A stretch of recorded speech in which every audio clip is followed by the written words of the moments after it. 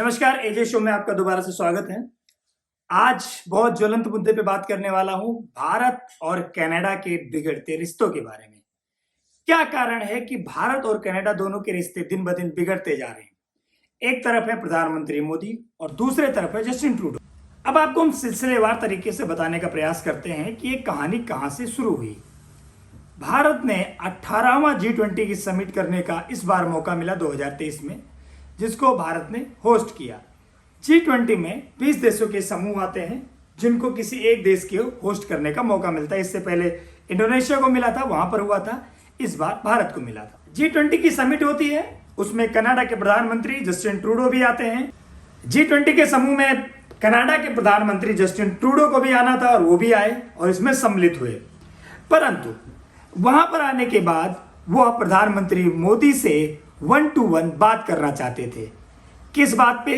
सूत्र जो बता रहे हैं, अमेरिका के कुछ अखबार हैं जो बता रहे हैं कि जस्टिन ट्रूडो प्रधानमंत्री मोदी से निज्जर के बारे में बात करना चाहते थे। अब सवाल ये उठता है कि निज्जर कौन? हरदीप सिंह निज्जर 45 वर्षीय खालिस्तानी आतंकवादी जो सूरे ब्रिटिश कोलंबिया कनाडा में रहता था।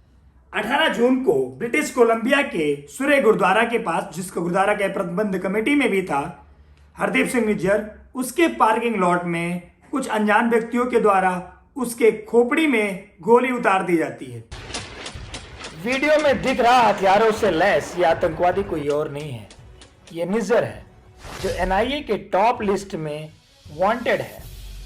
कई बार भारत सरकार ने प्रयास भी किया कि इसे भारत को प्रत्यर्पण के जरिए भेजा जाए, परंतु ये वही कनाडा में रहकर अपना टेरर कैंप चला रहा है, जिसका इस प्रकार से अंत हुआ और वहीं पर उसकी मृत्यु हो जाती है। हालांकि अगर थोड़ा हम इसके बारे में जानने का प्रयास करें हरदीप सिंह निज्जर का, यह रहने वाला कहां का था, इसका बैकग्राउंड क्या था। 11 अक्टूबर 1977 में होशियारपुर, पंजाब, भारत में यह जन्मा था। उसके बाद यह फर्जी पासपोर्ट लेकर कनाडा गया। 1997 में हरजीत सिंह निज्जर कनाडा गया एक फर्जी पासपोर्ट इस्तेमाल कर रवि शर्मा के नाम से। चूंकि कनाडा खालिस्तानियों का एक गढ़ था और गढ़ है, इसलिए वहां पर उसके लिए बहुत आसान था कि फर्जी दस्तावेजों से उस देश में घुसना। निज्जर ने कुछ दिनों बाद वहां पर एक महिला से शादी भी रचाई, जो कोर्ट ने फेक साबित किया। जब इसने अपने नागरिकता के लिए अप्लाई किया, उसको भी फेक साबित किया। चूंकि खालिस्तानियों का कनाडा में काफी अच्छा इन्फ्लुएंस है, तो इसने अपने डॉक्यूमेंट को तोड़ मरोड़ के प्रस्तुत कर नागरिकता के लिए आवेदन किया। तब तक वह एक प्लम्बर के रूप में कनाडा में काम करता रहा। जो लोग भारत से कनाडा जाकर काम करने के लिए शिक्षा के उद्देश्य से वहां जाते थे, उनको टारगेट करके बरगलाना, देश के खिलाफ झंडे उठाना और एक खालिस्तान मूवमेंट को हवा देने का काम शुरू किया।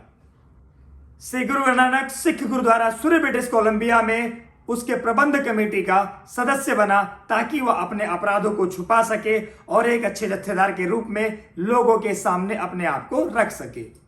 यह बात हुई हरदीप सिंह निज्जर की। अब भारत और कनाडा के रिश्ते क्यों बिगड़े, इसके बारे में आपको मैं डीपली लेके चलता हूं। इसके पीछे है सबसे बड़ा राजनीतिक कारण।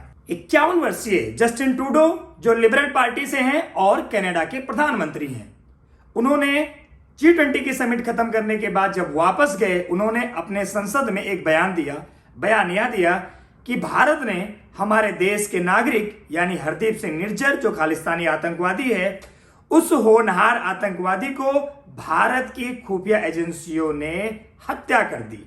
Over the past number of weeks, Canadian security agencies have been actively pursuing credible allegations of a potential link between agents of the government of India and the killing of a Canadian citizen, Hardeep Singh Nijjar.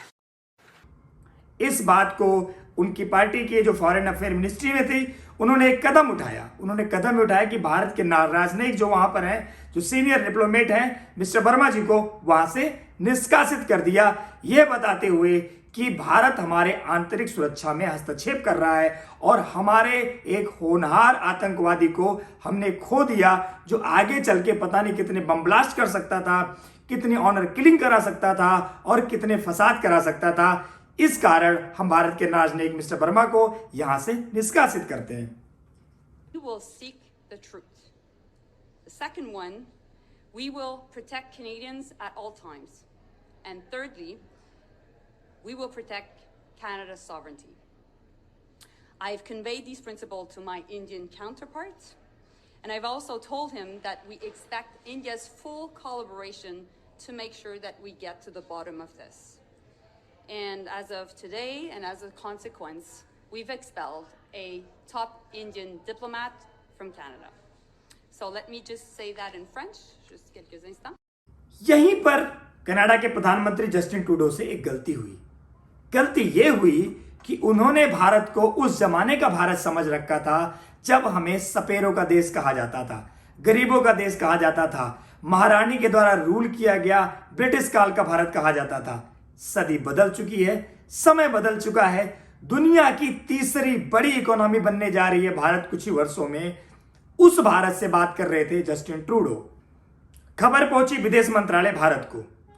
Bharat के जो विदेश मंत्री हैं S Jaishankar, इनकी कूटनीति के बारे में किसी को संदेह करने की आवश्यकता नहीं है। इन्होंने बोला बहुत अच्छी बात है, आपने हमारे राजनीति को निकाल दिया, कोई दिक्कत नहीं है। उन्होंने तुरंत कनाडा के जो राजदूत यहां पर हैं उनको तुरंत विदेश मंत्रालय ने सम्मन किया। भारत ने पहला कदम उठाया कि भारत में जो कनाडा के राजनयिक थे उनको बोला कि श्रीमान आप 5 दिन के अंदर अपने देश वापस जाएं, आपको भारत से निकाला किया जाता है, आप जाइए और वहां पर अपने आतंकवादियों का पालन पोषण कीजिए। Extend the Prime Minister. Sir, you meet the... Sir. अगले दिन प्रधानमंत्री जस्टिन ट्रूडो का एक और बयान आया कि हम भारत को उकसाना नहीं चाहते, हम उनके साथ रिश्ते तल्ख नहीं करना चाहते, हमारा उनके साथ कोई बहुत बड़ा मतभेद नहीं है, हमने भारत से डिक्लेरेशन मांगा है और हम इसके ऊपर काम कर रहे हैं। मतलब ये हुआ कि हम भारत को उकसाना नहीं चाहते और भारत के बारे में अपने संसद में इतनी बड़ी बात बिना तथ्यों बिना सबूतों के बोल गए। Any country that needs to look at this, I think it is Canada and its growing reputation as a place, as a safe haven for terrorists, for extremists and for organized crime, and I think that's a country that needs to worry about it. इस पर विदेश मंत्रालय ने Canada से पुख्ता सबूतों की मांग की, जिस पर कनाडा इसमें विफल रहा। अगले ही दिन भारत ने एक और कदम उठाया। उन्होंने इस बात का हवाला दिया कि हमारे राजनयिक कनाडा देश में सुरक्षित नहीं है और यह कहकर उन्होंने कनाडियन लोगों के लिए यानी कि जो कनाडा के नागरिक हैं उनको भारत आने के लिए अस्थायी समय के लिए रोक लगा दी, यानी कि यह हवाला दिया सुरक्षा कारणों से। क्यों दिया ऐसा आपको सुनाते हैं। Canadian citizens in third countries will also be subject to the same temporary visa suspensions, because at some point this comes to our High Commission or consulates need to be involved in that process. So that's not going to happen. अब entry होती है गुरपतवंत सिंह पन्नू, एक होनहार खालिस्तानी आतंकवादी की। इसकी बात आप सुनिए, समझ में आएगा कि इतना होनहार ये आतंकवादी क्यों है। Your Canadian Hindus, you have repudiated your allegiance to Canada and Canadian Constitution. Your destination is India. Leave Canada, go to India. Pro-Khalistan Sikhs have always been loyal to Canada.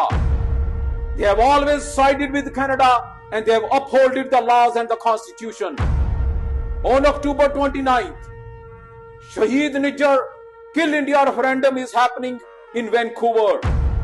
I urge all Canadian Sikhs to be in Vancouver on October 29th to vote on is Indian High Commissioner Verma responsible for the assassination of Nijjar. इस पर Canada के जो opposition party के leader हैं, जो हिंदुत्व के लिए या हिंदुओं की पक्षधर हैं, उन्होंने एक अपना स्टेटमेंट पास किया। Canadians keep a low profile and are considered soft targets. The anti-Hindu elements cannot digest the success of Hindu Canadians. Two well-organized groups claiming to represent their faiths have been attacking Hindu Canadian community leaders, Hindu organizations, and even me. For over 10 months, have been attacked for raising a flag with our Hindu religious sacred symbol Om on our Parliament Hill. I again call upon Hindu Canadians to stay calm but vigilant. विवाद अभी तक थमा ही नहीं था, तभी अचानक एक और खबर आती है कि एक और मेधावी खालिस्तानी आतंकवादी सुखदूल सिंह की कुछ अज्ञात लोगों ने गोली मार के हत्या कर दी। गैंगस्टर सुक्खा दुनेके के मारे जाने के बाद कनाडा की और किरकिरी हो रही है। दुनिया भर में कनाडा के ऊपर सवाल उठाए जा रहे हैं। गैंगवार में मारे गए गैंगस्टर सुक्खा दुनेके की हत्या के लिए लॉरेंस बिश्नोई और गोल्डी बरार ने जिम्मेदारी कबूल की है। उन्होंने कहा है कि उनके ही गैंग ने उनको एलिमिनेट करवाया है। कुछ अज्ञात हमलावरों ने सुक्खा को मनीतोबा प्रांत के विनिपेग में मार गिराया था। सुक्खा कनाडा में खालिस्तान आंदोलन का बड़ा समर्थक था। एक तरफ कनाडा ने स्टेटमेंट दे रखा था अपने संसद में कि इसमें भारत का हस्तक्षेप है, दूसरी तरफ अगले दिन गैंगवार में एक और आतंकवादी की हत्या हो जाती है। अब बात करते हैं कि आखिर जस्टिन ट्रूडो खालिस्तानी आतंकवादियों के इतने हितकारी क्यों हैं? यह उनकी जरूरत है या मजबूरी है? जबकि वर्तमान समय में कनाडा की स्थिति है कि इन्फ्लेशन रेट, महंगाई चरम सीमा पे जा चुकी है, लोगों को घर खरीदने के लिए पर्याप्त पैसे नहीं है, रोजगार की बहुत बुरी स्थिति चल रही है। ये मैं नहीं कह रहा हूं, वहां की खुद की उनकी न्यूज एजेंसीज कह रही हैं। Are going to slow, but not to pre-pandemic levels. Let's talk about some of the factors involved. Our report really outlined, some of the key drivers that's pushed food inflation to currently pretty elevated rates that we're seeing, over 8% obviously is incredibly high. And it really wasn't one or two things that drove food prices higher. It was a combination of a multitude of different drivers, including supply chain disruption. अब सबसे important बात शुरू होती है कि Justin Trudeau इतना हितकारी क्यों हैं अपने प्यारे दुलारे खालिस्तानी आतंकवादियों का? कारण आपको मैं बताता हूं, यह है राजनीतिक कारण, यह है इनकी व्यवस्था, मजबूरी, करना ही पड़ेगा। बात करता हूं जगमीत सिंह की।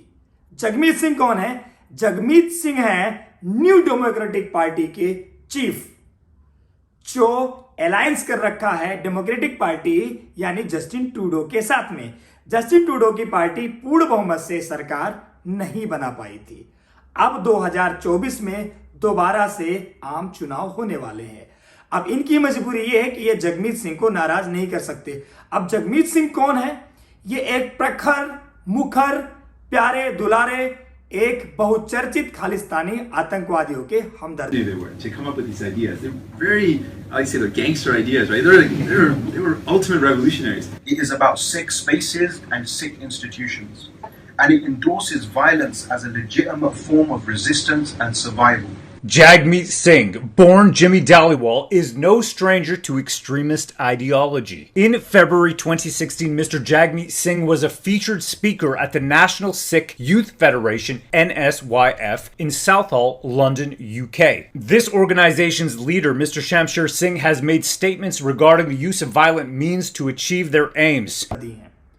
ये आतंकवादियों को भरपूर सपोर्ट करते हैं, उनके फेक दस्तावेज से लेकर उनको नागरिकता दिलाने तक, उनको एस्टेब्लिशमेंट देने तक हर तरह का सपोर्ट है पालन पोषण में।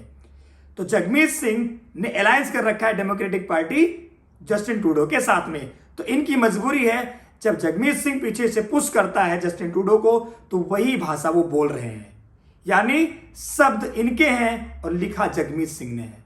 ये कहानी है कनाडा की वर्तमान स्थिति में।